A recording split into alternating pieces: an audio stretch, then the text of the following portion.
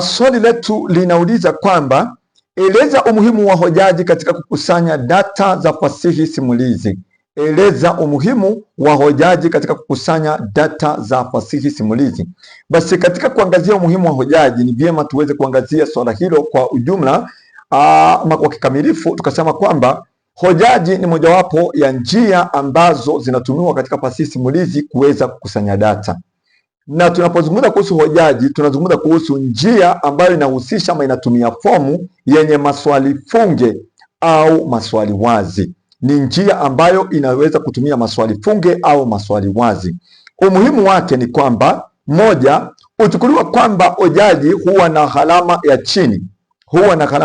Kwani maswali yanaweza tumwa na kujibiwa bila kusafiri hadi eneo la utafiti. Kwamba iwapo unataka kufanya utafiti katika nchi fulani, unaweza ukayatuma maswali, kwa mfano pengine kutumia barua pepe na kadhalika, na wale wahojiwa wakaweza kupokea fomu zile, wakajaza maswali yale ama wakaweza kujaza hojaji ile.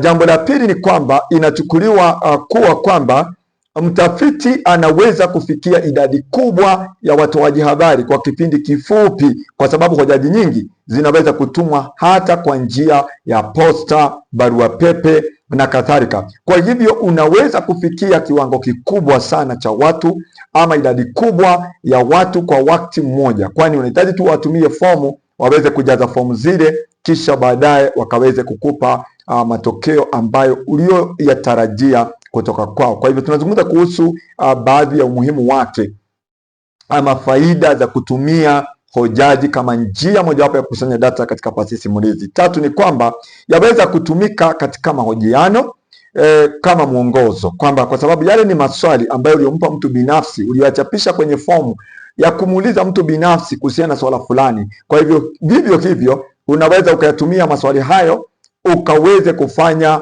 mahojiano ya moja kwa moja ukitumia maswali yale ambayo ulioyatoa. Kwa hivyo kufidia udhaifu wa mhojiwa. Nne ni kwamba humpa mhojiwa muda wa kuwazia maswali, kwamba unapompa mtu fomu ya hojaji anaweza kusoma maswali hayo akayawaza kwa kina, na kisha baadaye akakupa majibu yaliyo sahihi na mwafaka zaidi yakilinganishwa na mbinu zingine kama vile mahojiano, ambapo mhojiwa analisikia swali kwa mara ya kwanza na wakati mwingine asipate nafasi ya kutosha ya kuweza kujiandaa kuweza kukupa jibu lililo sahihi au mwafaka ambalo linahitajika katika swali hilo. Tofauti ni kwamba faida ya kutumia hojaji ni kwamba mtu anaweza kuchukua fomu akasoma swali tena akaliwaza kabla ya kulijibu na kufanya uchunguzi kabla hata ya kutoa jibu ambalo linalohitajika. Tano ni kwamba hojaji kwa kawaida hazina athari za mtafiti. Kwa mfano, kwa sababu mtafiti hayupo pale, kando na mahojiano ambapo kuna athari ya moja kwa moja ya mhoji ambayo inaweza kuathiri matokeo ya utafiti kutokana pengine hata na hisia zake, kiimbo chake, toni na kadhalika na masuala mengine, na hali ya mtu hali ya mhoji, kwa mfano furaha, huzuni na kadhalika au hasira. Hojaji kwa kawaida huwa haina athari za mtafiti. Jingine ni kwamba huweza kubadilishwa kulingana na kiwango cha wajazaji au wahojiwa, kwamba hojaji unaweza kubadilisha maswali kulingana na kiwango cha wale ambao unao wahoji.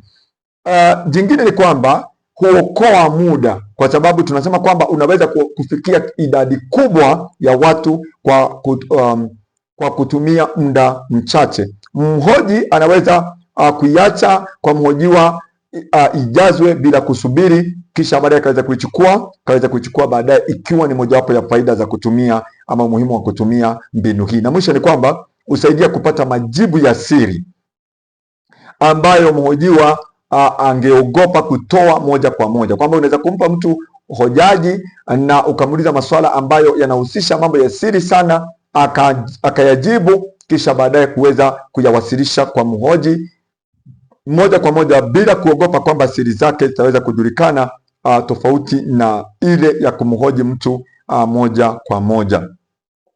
Hata hivyo, udhaifu wa hojaji ni kwamba huenda kukawa na utata wa maswali na ukasababisha majibu yasiyo sahihi. kwamba mhojiwa akasoma swali akakosa kulielewa ama akakosa kuelewa dhamira ya mhoji, na hivyo akatoa majibu ambayo yasiyo sahihi ama maswala yakawa na utata.